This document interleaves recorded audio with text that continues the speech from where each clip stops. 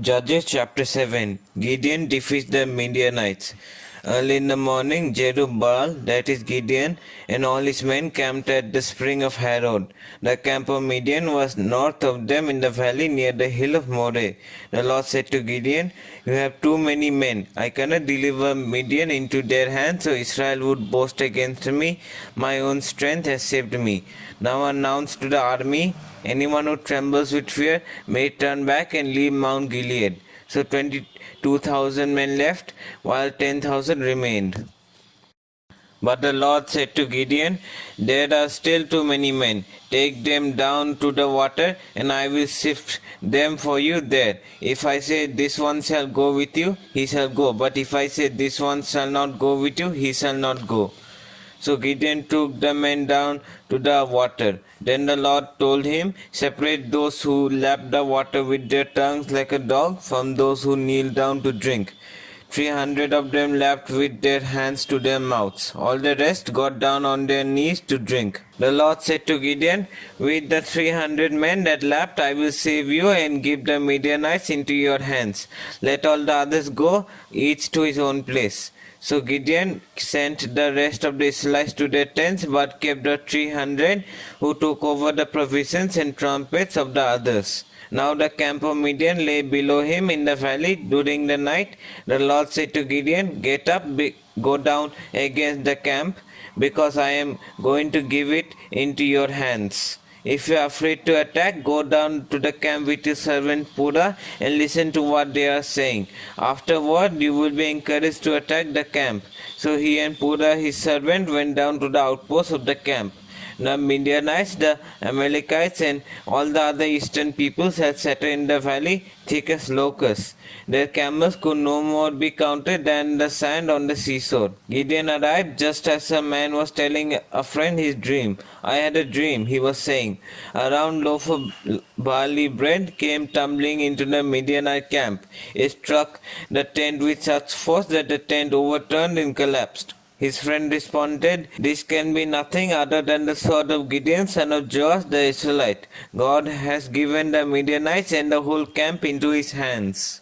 When Gideon heard the dream and his interpretation, he bowed down and worshipped. He returned to the camp of Israel and called out, "Get up, the Lord has given the Midianite camp into your hands." Dividing the 300 men into 3 companies, he placed trumpets and empty jars into the hands of all of them with torches inside. "Watch me," he said. "Follow my lead. When I get to the edge of the camp, do exactly as I do. When I and all who are with me blow our trumpets, then from all around the camp blow yours, and shout for the Lord and for Gideon." Gideon and the 100 men with him reached the edge of the camp at the beginning of the middle watch, just after they had changed the guard. They blew their trumpets and broke the jars that were in their hands. The 3 companies blew the trumpets and smashed the jars, grasping the torches in their left hands and holding their right hands the trumpets they were to blow. They shouted, "A sword for the Lord and for Gideon." While each man held his position around the camp, all the Midianites ran, crying out as they fled. When the 300 trumpets sounded, the Lord caused the men throughout the camp to turn on each other with their swords. The army fled to Beth-Sitta toward Jerera as far as the border of Abel Meholah near Tabbath. Israelites from Naphtali, Asher, and all Manasseh were called out, and they pursued the Midianites. Gideon sent messengers throughout the hill country of Ephraim, saying, "Come down against the Midianites and seize the waters of the Jordan ahead of them as far as Beth-Bira." So all the men of Ephraim were called out, and they seized the waters of the Jordan as far as Beth-Bara.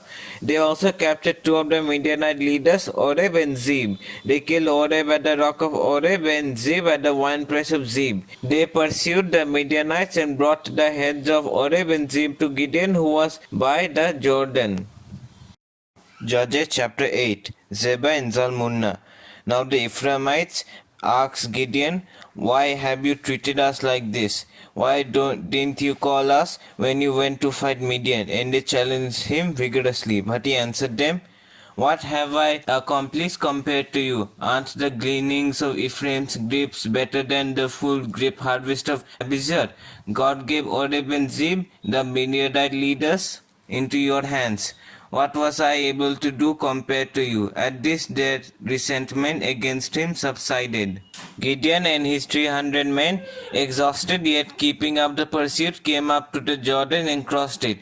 He said to the men of Sukkot, "Give my troops some bread, they are worn out, and I am still pursuing Zebah and Zalmunna, the kings of Midian." But the officers of Sukkot said, "Do you already have the hands of Zebah and Zalmunna in your possession? Why should we give bread to your troops?" Then Gideon replied, "Just for that, when the Lord has given Zebah and Zalmunna into my hand, I will tear your flesh with desert thorns and briars." From there he went up to Peniel and made the same request of them, but they answered as the men of Sukkot had. So he said to the men of Peniel, "When I return in triumph, I will tear down this tower." Now Zebah and Zalmunna were in Karkor with a force of about 15,000 men, all that were left of the armies of the eastern peoples. 100,000 swordsmen had fallen. Gideon went up by the route of the nomads east of Nobah and Jogbeth and attacked the unsuspecting army. Zebah and Zalmunna, the two kings of Midian, fled, but he pursued them and captured them, routing their entire army. Gideon, son of Joash, then returned from the battle by the pass of Hades. He caught a young man of Sukkot and questioned him, and the young man wrote down for him the names of the 77 officers of Sukkot, the elders of the town. Then Gideon came and said to the men of Sukkot, "Here are Zebah and Zalmunna, about whom you taunted me by saying, 'Do you already have the hands of Zebah and Zalmunna in your possession? Why should we give bread to your exhausted troops?" He took the elders of the town and taught the men of Sukkot a lesson by punishing them with desert thorns and briars. He also pulled down the thorns of Peniel and killed the men of the town. Then he asked Zebah and Zalmunna, "What kind of men did you kill at Tabor?" "Men like you," they answered, "each one with the bearing of a prince." Gideon replied, "Those were my brothers, the sons of my own mother. As surely as the Lord lives, if you had spared their lives, I would not kill you." Turning to Jether, his oldest son, he said, "Kill them." But Jether did not draw his sword because he was only a boy and was afraid. Zebah and Zalmunna said, "Come, do it yourself. As is the man, so is his strength." So Gideon stepped forward and killed them and took the ornaments of their camels' necks. Gideon's effort. The Israelites said to Gideon, "Rule over us, you, your son, and your grandson, because you have saved us from the hand of Midian." But Gideon told them, "I will not rule over you, nor will my son rule over you. The Lord will rule over you." And he said, "I do have one request, that each of you give me an earring from your share of the plunder." It was the custom of the Ishmaelites to wear gold earrings. They answered, "We will be glad to give them." So they spread out a garment, and each of them threw a ring from his plunder onto it. The weight of the gold rings he asked for came to 1,700 shekels, not counting the ornaments, the pendants, and the purple garments worn by the kings of Midian, or the chains that were on their camels' necks. Gideon made the gold into an ephod, which he placed in Ophrah, his town. All Israel prostituted themselves by worshipping it there, and it became a snare to Gideon and his family. Gideon's death. Thus Midian was subdued before the Israelites and did not raise its head again. During Gideon's lifetime, the land had peace 40 years. Jerubbaal, son of Joash, went back home to live. He had 70 sons of his own, for he had many wives. His concubine, who lived in Shechem, also bore him a son, whom he named Abimelech. Gideon, son of Joash, died at a good old age and was buried in the tomb of his father Joash in Ophrah of the Abiezrites. No sooner had Gideon died than the Israelites again prostituted themselves to the Baals. They set up Baal Berith as their god and did not remember the Lord their God, who had rescued them from the hands of all their enemies on every side. They also failed to show any loyalty to the family of Jerubbaal, that is Gideon, in spite of all the good things he had done for them. Judges chapter 9. Abimelech.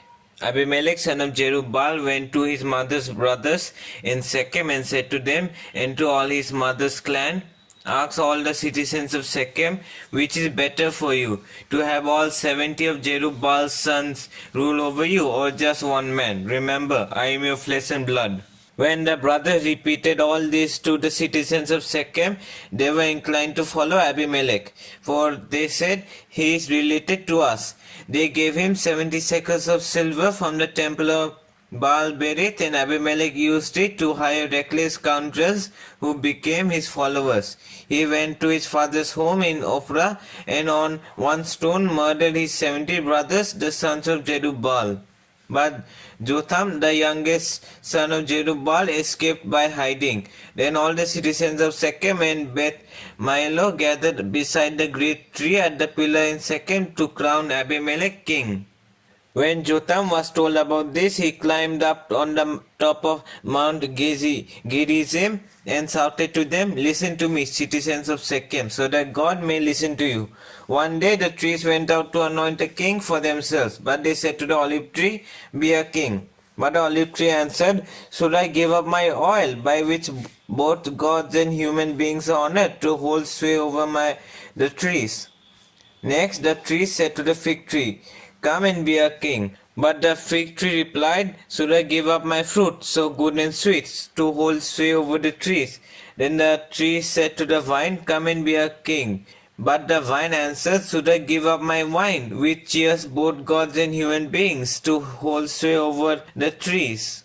Finally, all the trees said to the thorn bush, come and be a king. The thorn bush said to the trees, if you really want to anoint me king over you, come and take refuge in my shade. But if not, then let fire come out of the thorn bush and consume the cedars of Lebanon.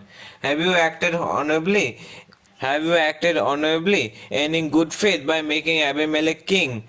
Have you been fair to Jerubbaal and his family? Have you treated him as he deserves? Remember that my father fought for you and risked his life to rescue you from the hand of Midian. But today you have revolted against my father's family. You have murdered his 70 sons on a single stone and have made Abimelech, the son of his female slave, king over the citizens of Shechem because he is related to you. So have you acted honorably and in good faith toward Jerubbaal and his family today? If you have, may Abimelech be your joy and may you be his too. But if you have not, let fire come out from Abimelech and consume you, the citizens of Shechem and Beth Milo, and let fire come out of you, the citizens of Shechem and Beth Milo, and consume Abimelech. Then Jotham fled, escaping to Beer, and he lived there because he was afraid of his brother Abimelech. After Abimelech had governed Israel 3 years, God stirred up animosity between Abimelech and the citizens of Shechem, so that they acted treacherously against Abimelech. God did this in order that the crime against Jerubbaal's 70 sons, the shedding of their blood, might be avenged on their brother Abimelech and on the citizens of Shechem who had helped him murder his brothers. In opposition to him, these citizens of Shechem set an ambush on the hilltops to rob everyone who passed by, and this was reported to Abimelech. Now Gaal, son of Ebed, moved with his brothers into Shechem, and his citizens put their confidence in him. After they had gone out into the fields, they gathered the grapes and trodden them. They held the festival in the temple of their God. While they were eating and drinking, they cursed Abimelech. Then Gaal, son of Ebed, said, who is Abimelech and who is Shechem, that we should be subject to him? Isn't he Jerubbaal's son, and isn't Jebul his deputy? Serve the people of Hamor, Shechem's father. Why should we serve Abimelech? If only these people were under my command, then I would get rid of him. I would say to Abimelech, call out your whole army. When Jebul, the governor of the city, heard what Gaal, son of Ebed, said, he was very angry. Under cover, he sent messengers to Abimelech, saying, Gaal, son of Ebed, and his relatives have come to Shechem and are stirring up the city against you. Now then, during the night, you and your men should come and lie in wait in the fields in the morning at sunrise and advance against the city. When Gaal and his men come out against you, do whatever your hand finds to do. So Abimelech and all his troops set out by night and took up concealed positions near Shechem in 4 companies. Now Gaal son of Ebed had gone out and was standing at the entrance of the city gate just as Abimelech and his troops came out from their hiding place. When Gaal saw them, he said to Zebul, Look, people are coming down from the tops of the mountains. Zebul replied, You mistake the shadows of the mountains for men. But Gaal spoke again, Look, people are coming down from the central hill, and a company is coming from the direction of the diviner's tree. Then Zebul said to him, Where is your big talk now? You who said, Who is Abimelech, that we should be subject to him? Aren't these men the men you ridicule? Go out and fight them. So Gaal led out the citizens of Shechem and fought Abimelech. Abimelech chased him all the way to the entrance of the gate, and many fell slain as they fled. Abimelech stayed in Arumah, and Zebul drove Gaal and his relatives out of Shechem. The next day, the people of Shechem went out into the fields, and this was reported to Abimelech. So he took his troops, divided them into 3 companies, and set an ambush in the fields. When he saw the people coming out of the city, he rose to attack them. Abimelech and his companies with him rushed forward to a position at the entrance of the city gate. Then 2 companies attacked those in the fields and struck them down. All that day Abimelech pressed his attack against the city until he had captured it and killed its people. Then he destroyed the city and scattered salt over it. On hearing this, the citizens in the tower of Shechem went into the stronghold of the temple of El Berith. When Abimelech heard that they had assembled there, he and all his men went up from Mount Zalmon. He took an axe and cut off some branches which he lifted to his shoulders. He ordered the men with him, Quick, do what you have seen me do. So all the men cut branches and followed Abimelech. They piled them against the stronghold and set it on fire with the people still inside. So all the people in the tower of Shechem, about 1,000 men and women, also died. Next Abimelech went to Tebez and besieged it and captured it. Inside the city, however, was a strong tower, to which all the men and women, all the people of the city had fled. They had locked themselves in and climbed up on the tower roof. Abimelech went to the tower and attacked it. But as he approached the entrance to the tower to set it on fire, a woman dropped an upper millstone on his head and cracked his skull. Hurriedly he called to his armor bearer, Draw your sword and kill me, so that they can say a woman killed him. So his servant ran him through and he died. When the Israelites saw that Abimelech was dead, they went home. Thus God repaid the wickedness that Abimelech had done to his father by murdering his 70 brothers.